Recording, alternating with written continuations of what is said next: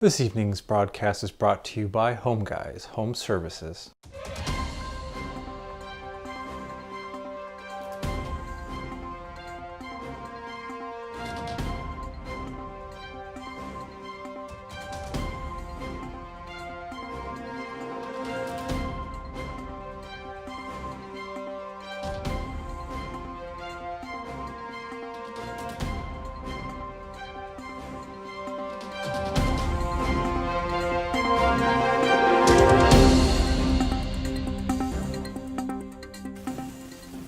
Hello, and thank you for joining this broadcast of Port Angeles News.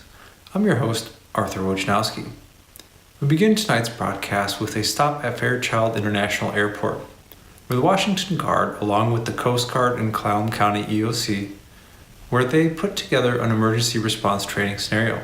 The exercise consisted of paratroopers jumping out of a Chinook helicopter in the vicinity of the airport to establish areas suitable for drop zones in the event of a major catastrophe.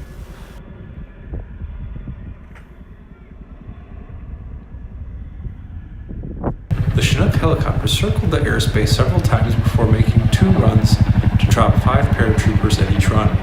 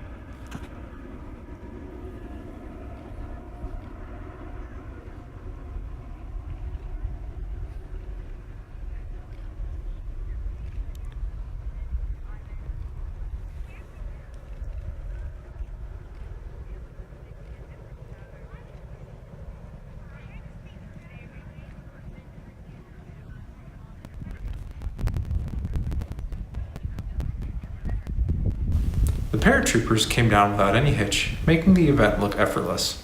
The pilot and crew circled back where they made their landing and taxied off the runway to collect the gear from the paratroopers before taking off for their other duties.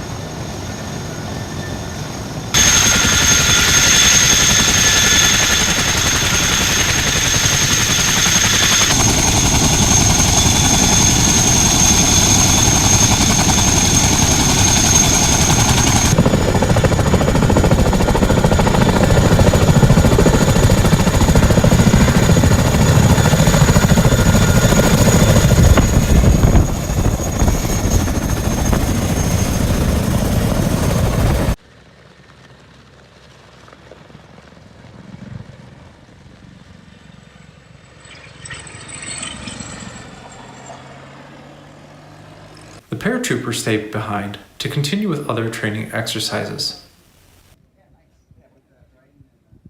Back at the county building, other guard units were setting up communications equipment for other training exercises.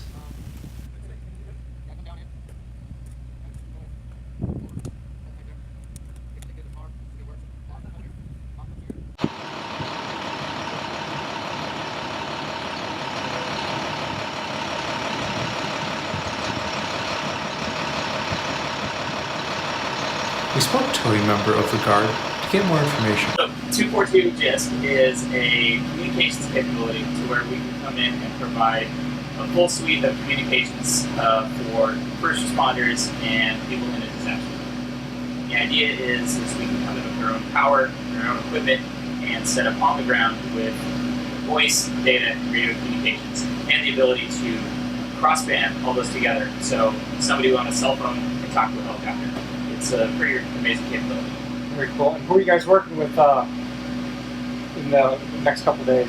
We're going to be working with the Clallam County EOC, which we have a fantastic partnership, and we've worked several times with them in the past. This is just the latest exercise to build teams and provide support if which hopefully will never be needed. This is our data capability, and what this allows us to do is connect from one of our satellite terminals to provide satellite internet, which then hits this equipment, which splits off to data, wireless internet access, and voice systems. These are the controllers and other data systems that allow us to manage those networks. Over here, this is our radio cross-banding equipment that allows us to connect to a variety of civilian and military and first responder networks. And this is our high-frequency radio that allows us to be able to speak to pretty much anywhere in the state. On a good day, you can actually speak to anywhere in the world over HF. So it's a very, very long-range voice and very limited, but nevertheless present data communications capability as well. So we actually send very low bandwidth messages to civilian and military agencies which should be here. Above all, the Washington National Guard is here to help, and our mission is purely one of cooperation, and we are 100% excited about working with the civilian agencies and we're big friends. For the remainder of our time, we will be playing the beginning part of our interview with City Council Member Mike French. So, we are here with Council Member Mike French. And Mr. French, thank you for being here this evening for this interview. And we'll start off with, where did you grow up? I grew up in Port Angeles. I was born at the hospital here. Born and raised, and I actually went to private school for a long time, but I ended up graduating from Port Angeles High School and Peninsula College. And then I went away to Central for college and then came back after I graduated with a bachelor's degree in music there. And have you done any travels outside of Port Angeles or for schooling? Not really. My primary residence has been in Port Angeles pretty much my whole life, except for when I went to college. I haven't traveled as much as we'd like to, but maybe that's coming up at another stage of my life. Okay. And what was it like growing up here? I loved it. It's a beautiful place. It was I thought we had a really great little community. When I grew up, I had a lot of friends, and I had no, I will say a lot of when you're young, there's a lot of people that always want to leave. They can't wait to get out, and I never really felt that. So it wasn't too hard to decide what to do when I graduated college to come back and just figure out what I was going to do next. And it took me a while to figure that out. I wasn't sure if I was going to end up going back to graduate school or do something different. But as I was trying to figure that out, someone offered to sell me a restaurant, and so that made my decisions kind of easier. So, How have things changed in the time since you've grown up here? That's a really good question. Things change and things don't change. It feels to me like Port Angeles has kind of been in more in the don't change category in my lifetime, at least, rather than the change. So, just being kind of the gateway to the park, we still have this beautiful natural, feel to our town. It does feel like, and in the last few years, or maybe 5 to 10 years, kind of getting more active in the community as an adult. Growing up, things happen without you. You just kind of are there, and kind of getting keyed into kind of the decision and the business community, and then the political community too. It really feels like in my lifetime there has been kind of a broad shift towards, a more professionalism in how Port Angeles has been run. And that's been nice to see, just because, getting involved, you just hear all these stories about how, there was mismanagement, now we're on a better pace. And I feel like there's a lot of areas in which that's the story, whether it's, in certain business groups or not, hearing how things were kind of in the old days that in a lot of cases weren't always the good old days. So it's nice to see, good, solid professionals coming in to these places that have this long history, but retaining the history, but kind of moving us towards a more professional. Like the Chamber of Commerce to me is a really great example of that, where you hear a lot of stories about how it used to be in the day, and now to see Mark Abshire coming in, and he's just professional, he has a vision, and so that to me is the biggest change that I see. But again, growing up, you're just kind of there. Whether or not you knew what was going on is not always the true, so.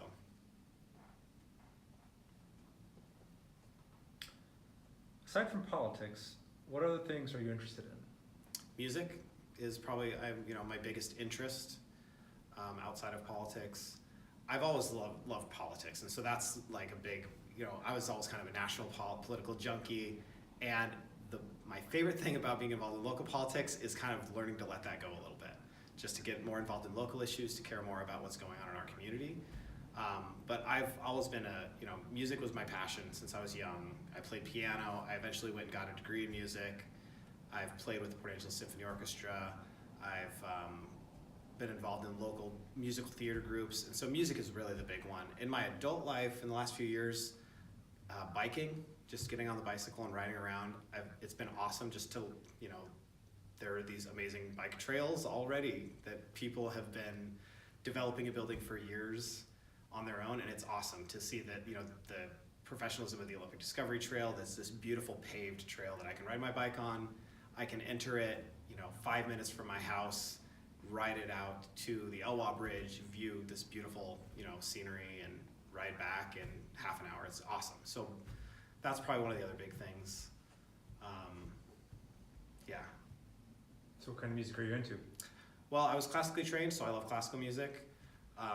I like live performance, just so it's one of those things you hear people say a lot that like, oh, I like all kinds of music. And I like all kinds of music when they're done well. I like it when people are just interested and passionate about it and are doing something they clearly love.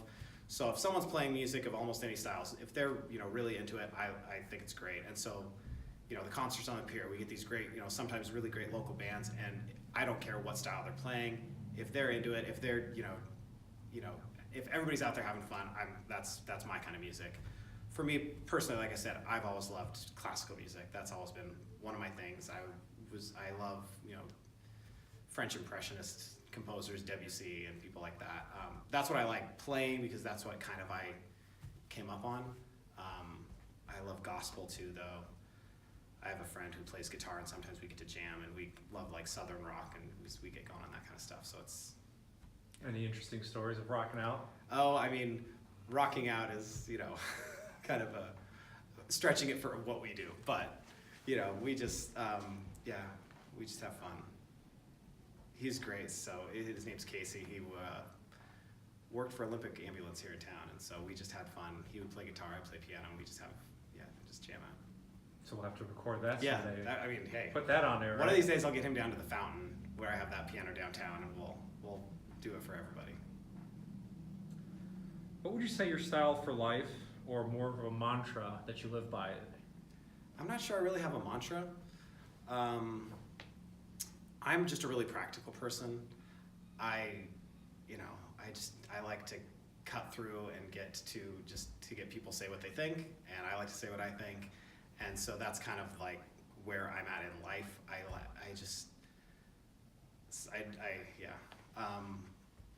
Other than that, I love science, and so I like learning things about the world. And this is a great place to live if that's what you are into. I like learning things about how do rivers work, and seeing this Elwha dam removal project happening in our backyard is like, wow, I get to learn all these new things that I had no clue. I didn't have any idea these intricate ecosystems and how they were in flux, and so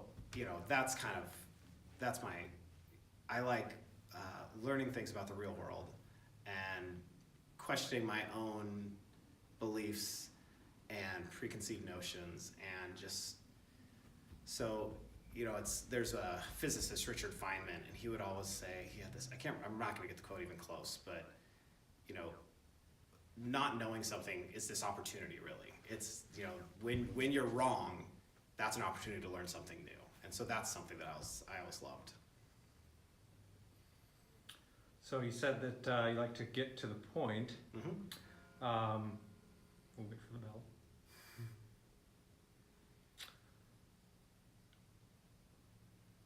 That's it. Okay, I was expecting more.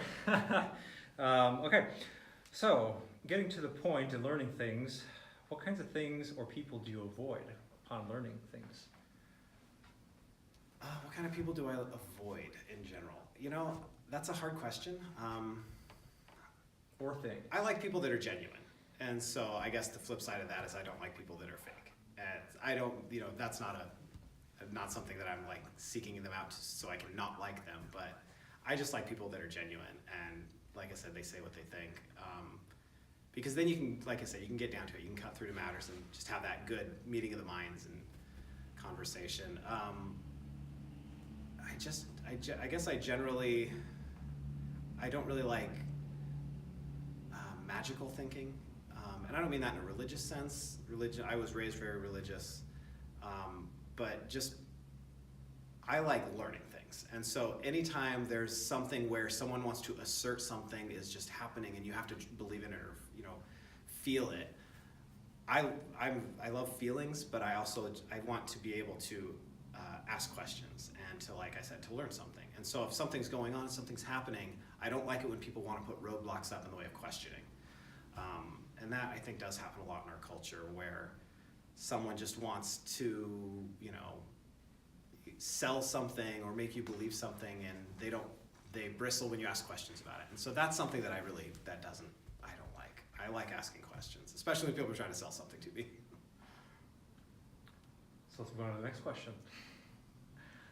What keeps you up at night? What keeps me up at night? I will say, living in a somewhat economically depressed rural area, those kind of big picture economic questions, those do keep me up at night on some level. I'm a really optimistic guy about Port Angeles and our region, but I also see some pretty big, long-term, big picture stumbling blocks. And if we can't, get people into good family. Excuse me. That's okay.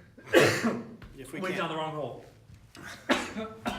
I'm just glad it's not me having the coffee. It's okay. That's okay. That's what editing is for. Yes. Oh, I saw that one coming. I couldn't stop it. Okay. Okay. Where do I want to come back into that? Yeah. So, what keeps you up at night? What keeps me up at night? Living in kind of this rural, somewhat economically depressed area, those kind of big picture economic questions do keep me up at night a little bit. I'm a really optimistic person about the future of Port Angeles and the region that we live in, and especially the community that we live in. But, looking at that, like I said, that big economic picture, if we can't get good family wage jobs in Port Angeles, that keeps me up at night. If we can't figure out what's the right infrastructure for the future, what's the right, workforce development, where are those community partnerships that we have to get, if we can't figure these are big problems, but I think we have really good people and smart people working on them. But if we can't find those big picture solutions, those questions do keep me up at night, because we see this big boom happening in some of the big cities like Seattle, and they have their own issues with that growth, but we're not necessarily seeing that same economic growth in the rural areas of Washington. And so finding those answers, those big picture answers, that does keep you up at night a little bit sometimes. Now, would you say that is from a council's perspective or from a personal perspective or a combination, or? I would say a little bit from both a personal perspective and from a council perspective, because from a council perspective, I want to, like I said, that's where I want to focus on those partnerships, because the county is a big player in those kind of big picture, what's the economy of Clallam County going to look like? And so I want to make sure that we have those conversations, that we as elected officials and are talking to the other elected officials, and we're talking to the professionals that work at these different governments. And, as a council person, I want to make sure that we're having those conversations with the nonprofits in town, that we're making sure that, because there's a lot of really smart people doing a lot of really great things in Clallam County and in Port Angeles.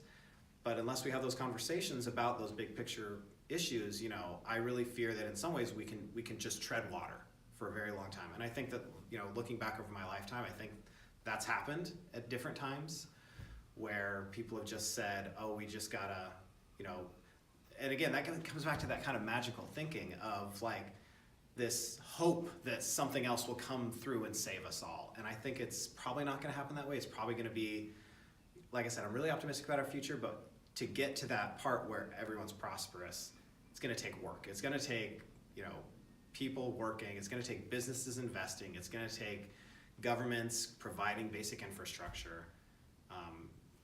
Because these are, like I said, these are big picture processes. And all over America, you're hearing about rural communities that are struggling. And so right now is a good time to be talking about that. Right now is a good time to be thinking about that, because maybe some resources will be available to work on some of these big problems, but there's still gonna be a lot of local conversations we're gonna have to have. What are you most proud of in your personal life? In my personal life, what am I most proud of? I would say my kids. I have 2 little boys, and they're really great. And yeah, I love being involved in their lives, and my oldest son is in 1st grade, and he's learning crazy new things every day and growing, and so I'm very proud of my sons, and they have a great mother, my wife. So I'm really happy with where my family's at. And thankfully we have a lot of support so that I can do things like serve on the Port Angeles City Council, because if we didn't, I would never see my family, they would never see me, and that wouldn't work. But we have a great extended family that helps. And in my personal life, I think as far as just like anecdotes of things that I've done, I got to perform with my college orchestra at Benaroya Hall, where the Seattle Symphony plays. That was great when I was in college. So that was one of those things that I've always kind of loved, that I was to be able to do. If you could change something in your personal life right now, what would it be? If I could change something in my personal life right now, what would it be? In my personal life, that's a good question. I would like to live in a neighborhood that was closer to the city center, probably. I love where I live. It's a really quiet neighborhood, and that's good in some ways. It's close to the Olympic Discovery Trail, but I don't live in a place where I have friends that live in Seattle, and they can, with a 5-minute walk to all sorts of different restaurants and pubs and all sorts of different, shopping. I can't do that where I live. And I mean, it's fine. Port Angeles is a different community than the big city, and that's fine. But if I could change one thing in my personal life, I would like to live in, a little more vibrant neighborhood where I could walk and bike. And I bike to work every once in a while, but then I have to bike back up Hill Street on the west side, and that's not always fun. No, I take that every day. So Yep. And that's with a car. And Yeah. How has your daily life changed now that you're on council? How has my daily life changed now that I'm on council? It's a lot of reading, more meetings. Before I was on council, I went to an occasional, business meeting or council meeting, and I tried to be as involved in the business community as I could. I would go to downtown association meetings when there were, stuff was going on, but this is a whole new level, and it's good. My work life, thankfully, I have a pretty decent work balance in the last few years, especially. But yeah, it's a lot of reading, a lot of being on a board of directors where they have financial reports that you have to review and all those things. And then it's even the city council meetings are one thing where those are a lot of fun. Preparing for those and thinking about these big questions that our city's going through, I love that part. But there's all these meetings that are, I just want to make sure that I'm informed. And so I'm going to meetings that I don't have to go to. I'm not required to be there by anyone. Nobody's going to be mad if I don't show up. But if I don't show up, I'm just going to miss a big part of the answer. I'm not going to know that this is going on over here because it's going to relate to what we're talking about at council. It's going to relate to those relationships that we need to form. And so it's a lot of meetings. And every once in a while, my wife does get upset when I have to go to a meeting, but we get over it. We find a way. So with all that, how do you decompress? How do I decompress? Music is one good way. Playing with my kids. When we have nice days, like today was a really beautiful day, we get to just play outside. We have a great little neighborhood where we have a lot of kids around the same age, and so I just get to go out and throw footballs around and play basketball and just ride bikes with little kids. That's great. That's probably the best way. Music is another good way. Like I said, my kids will sit at the piano and just sing and play piano and have a good time. Personally, I like to play strategy games, and so I play a lot of little strategy games online and stuff where I, try to outsmart people. What has impacted you the most in life? What has impacted me the most in life?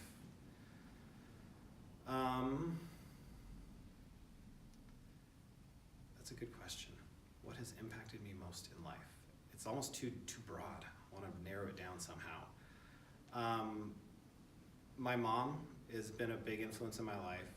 She was also a very practical person, so I think that's where I get a lot of my kind of just wanted to cut to the chase,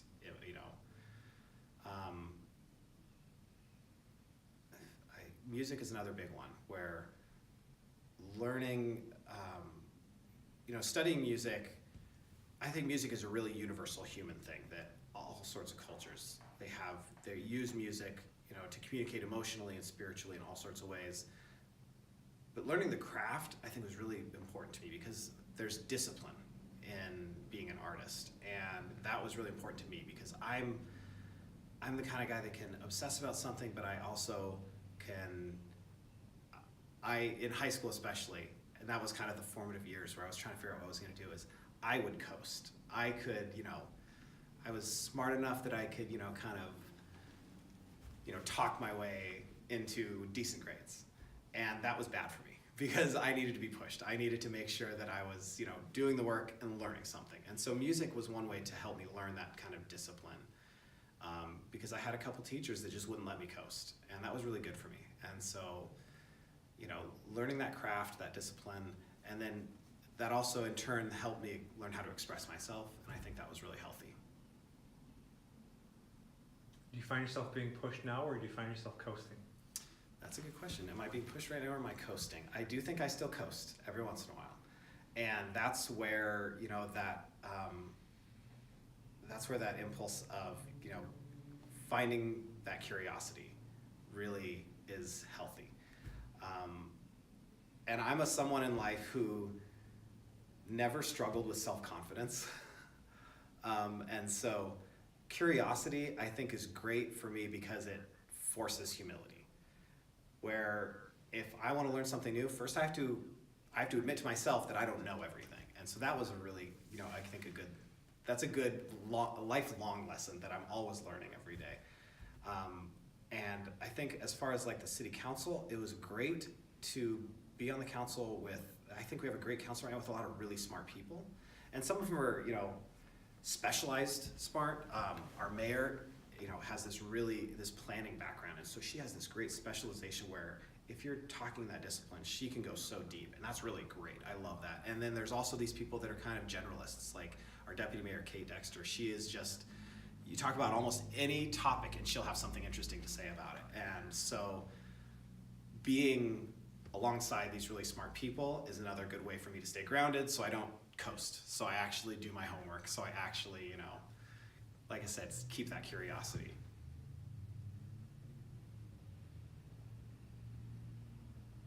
So with all that, how do you make decisions? How do I make decisions? I do think that I am a very, impulsive isn't the right word, but I'm struggling to find the word that's in my head. But I do just kind of have a way of coming to decisions very organically, and then I have to make sure that like I said, that's kind of getting back to that coasting thing. But I am a first impressions kind of guy in a lot of things, where I process quickly and I come to a opinion quickly.